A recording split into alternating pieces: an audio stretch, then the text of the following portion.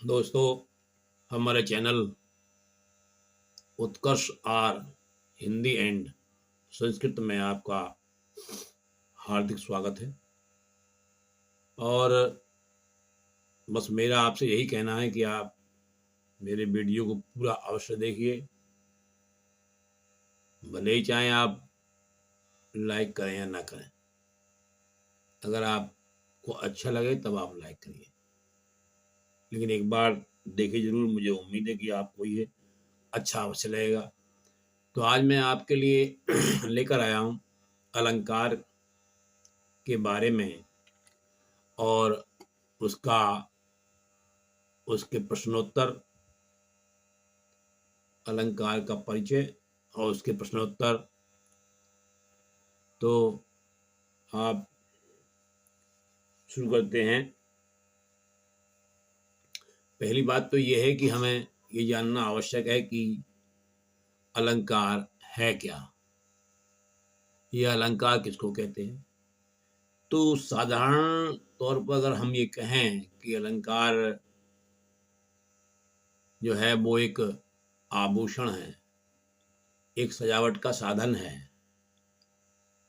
अलंकार जो कहीं पर भी सुंदरता बढ़ाता है, जो भी तत्व है वही तत्व अलंकार कहलाता है।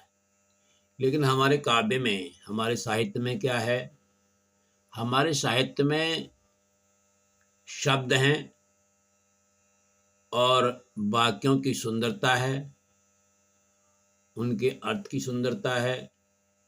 इस प्रकार से काव्य को सुंदर बनाया गया है। तो यहाँ पर जो आप उत्तर देखेंगे वो है कि वे शब्द अथवा वे तत्व जो काव्य में प्रयोग होकर काव्य की सुंदरता को बढ़ा देते हैं, वे अलंकार कहलाते हैं। तो ये बात अलंकार की बात हुई कि अलंकार है क्या। अगली बात ये है कि अलंकार जो शब्द बना है वो कैसे बना है। तो अलम प्लस कार, अलम प्लस कार, यानी कि अलम का अर्थ होता है शोभा और कार का मतलब होता है करने वाला, शोभा करने वाला। शोभा करने वाले को कहते हैं हम अलंकार। तो देखिए इसके बाद में जो हमारा अगला प्रश्न होगा, दोस्तों अगला जो हमारा प्रश्न उठता है वो ये उठता है कि अलंकार के भेद कितने हैं, अलंकार मुख्यतः कितने प्रकार का होता है। तो मुख्यतः अलंकार को 3 भागों में बांटा गया: शब्दालंकार, अर्थालंकार, उभयालंकार। शब्दालंकार वे अलंकार हुए जिनमें काव्य में शब्दों को प्रयोग करके उसमें चमत्कार उत्पन्न किया गया, उसको सुंदर बनाया गया। अर्थालंकार वे हुए जिन काव्यों में उनके अर्थ में सुंदरता लाई गई, अर्थ को सुंदर बनाया गया, अर्थ में चमत्कार हुआ, वे अर्थालंकार हुए। फिर हुए उभयालंकार। तो उभयालंकार वे अलंकार हुए जिनमें की दोनों प्रकार से सुंदरता उत्पन्न की गई, वे उभयालंकार हुए। इसके बाद में अगला हमारा प्रश्न है कि अनुप्रास अलंकार किसे कहते हैं। अनुप्रास अलंकार किसे कहते हैं? तो अनुप्रास अलंकार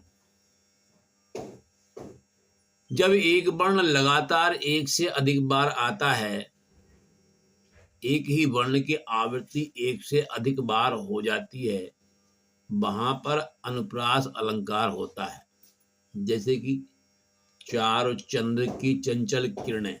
तो यहाँ पर आप देख रहे हैं कि चार और चंद्र यानी कि चा 2 बार आ गया, तो यहाँ पर अनुप्रास अलंकार माना जाएगा। अगला प्रश्न उठता है हमारा, अनुप्रास अलंकार के कितने भेद हैं। तो अनुप्रास अलंकार को 5 प्रकार से बांटा गया और वो हैं छेकानुप्रास, व्यत्यानुप्रास, लाटानुप्रास, अंत्यानुप्रास और श्रुत्यानुप्रास, ये 5 प्रकार के अनुप्रास हुए। अब बात ये आती है कि भाई छेकानुप्रास कौन सा अलंकार है? तो छेकानुप्रास में कहता है कि जहां एक ही वर्ण की आवृत्ति केवल 2 बार होती है, अगर केवल 2 बार ही लगातार आए और फिर उसके बाद में उसका क्रम टूट जाता है, तो वहां पर छेकानुप्रास होता है। जैसे कि मैंने इसमें उदाहरण दिया है, जैसे चार चंद्र की चंचल किरणें। यहाँ पर आप देख रहे हैं कि चा वर्ण जो है वो 2 बार लगातार प्रयोग हुआ, परंतु की आने के बाद में उसका क्रम टूट गया। इसका मतलब क्या हुआ कि यहाँ पर जो है वो अनुप्रास है, वो छेकानुप्रास। तो छेकानुप्रास की यही पहचान होगी कि इसमें एक वर्ण केवल 2 बार आएगा, उसके बाद में उसका क्रम टूट जाता है। इसके बाद अगला प्रश्न हमारा है, वृत्यानुप्रास अलंकार किसे कहते हैं? वृत्यानुप्रास। अब वृत्यानुप्रास में क्या है कि जहां एक ही वर्ण की आवृत्ति 3 या इससे अधिक बार हो जाए, यानी वहां पर तो 2 बार थी, यहाँ पर 3 बार हो सकती है और उससे अधिक भी हो सकती है। उस स्थिति में वहां पर जो अलंकार होगा वो वृत्यानुप्रास अलंकार होगा। और जैसे उदाहरण दिया है कि भूर भूर भेद भाव भूमि से भाग दिया। अब यहाँ पर जो है आप देख रहे हैं कि भा भा भा भा 5 बार लगातार आ गया। ऐसी स्थिति में आप जानेंगे कि ये वृत्यानुप्रास अलंकार होगा। उसके बाद आता है आपका लाटानुप्रास। अब लाटानुप्रास को देखिए, ये क्या है, ये किसको कहते हैं कि जहां किसी वाक्य या किसी उपवाक्य की आवृत्ति उसी अर्थ में होती है, किंतु उसका मूल अर्थ नहीं बदलता, वहां लाटानुप्रास होता है। मतलब एक जो कोई वाक्य है उसकी आवृत्ति जो होगी वो होगी, लेकिन उसका अर्थ नहीं बदलेगा, मूल अर्थ उसका अपना अर्थ नहीं बदला। जैसे कि यहाँ पर उदाहरण है कि पूत कपूत तो काहे धन संचय, पूत सपूत तो काहे धन संचय। तो यहाँ पर काय धन संचय इधर भी है और काय धन संचय इधर भी है, आवृत्ति भी इसकी हुई है, लेकिन यहाँ पर आप ये देखेंगे कि दोनों ही काय धन संचय का मतलब ये है कि धन क्यों इकट्ठा करना। सपूत हो तो धन इकट्ठा करने की आवश्यकता नहीं, खुद कमाएगा। कुपूत हो तब भी धन इकट्ठा करने की आवश्यकता नहीं, क्योंकि वह तुम्हारा कमाया हुआ धन को वो नष्ट कर देगा। तो ऐसी स्थिति में जो आपको मिलेगा वो लाटानुप्रास अलंकार मिलेगा। अब आता है आपका अंत्यानुप्रास। अंत्यानुप्रास में क्या होता है कि इस अनुप्रास में जो पंक्तियां होती हैं काव्य की, उनकी जो अंतिम जो वर्ण होता है उनका, वो लगातार समान आता है। जैसे कि यहाँ पर है, प्रभु जी तुम दीपक हम बाती, जाकी ज्योत जरे दिन राती। तो यहाँ पर आप देख रहे हैं कि यहाँ पर बाती ती इधर भी है और राती ती इधर भी है, दोनों समान वर्ण है। तो ऐसी स्थिति में जो अलंकार होगा वो अंत्यानुप्रास होगा। अगला अलंकार है श्रुत्यानुप्रास अलंकार कब होता है? तो श्रुत्यानुप्रास अलंकार जब एक ही वर्ग के वर्णों की आवृत्ति कई बार हो जाती है, एक ही वर्ग की, तब श्रुत्यानुप्रास होता है। वर्ग आप जैसा आपने जाना होगा कि वर्ग जो है वो 5 वर्ग मुख्य वर्ग हैं, ये का वर्ग, चा वर्ग, टा वर्ग, ता वर्ग, पा वर्ग।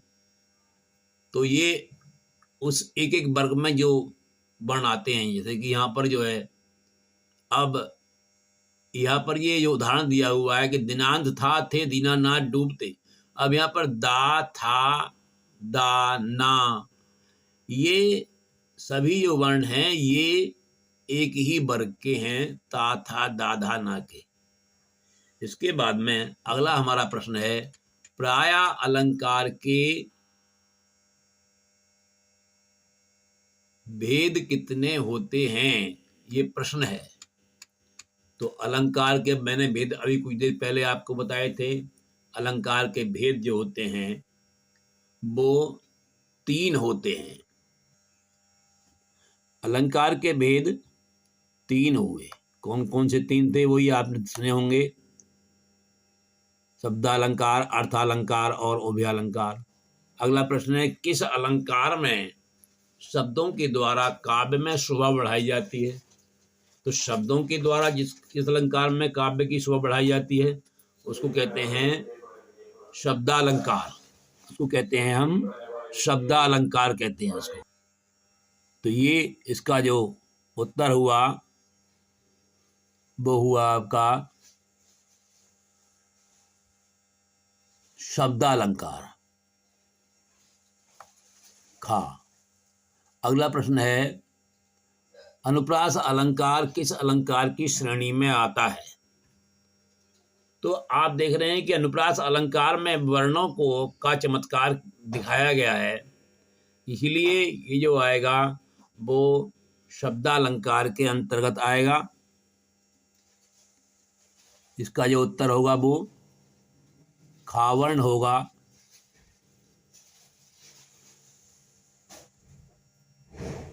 इसका उत्तर होगा खावर्ण, खा वर्ग, खा विकल्प इसका। इसके बाद में अगला जो प्रश्न है वो कहता है कि किस अलंकार में काव्य के अर्थ में सुंदरता आती है या होती है? तो जैसे सीधी सीधी बात है, जब अर्थ की बात आती है तो यहाँ पर अर्थालंकार ही होना चाहिए कि जिस अलंकार में काव्य के अर्थ में सुंदरता आए वहाँ पर अर्थालंकार होगा। ये इसका उत्तर होगा। उसके बाद में अगला प्रश्न है, जहाँ काव्य में एक ही वर्ण की आवृत्ति 2 बार हो वहाँ पर अलंकार होता है। अभी बताया मैंने 6 का अनुप्रास होता है, इसमें वर्ण की आवृत्ति 2 बार होती है, उसके बाद में फिर क्रम टूट जाता है। तो ये इसका उत्तर होगा खा। इसके बाद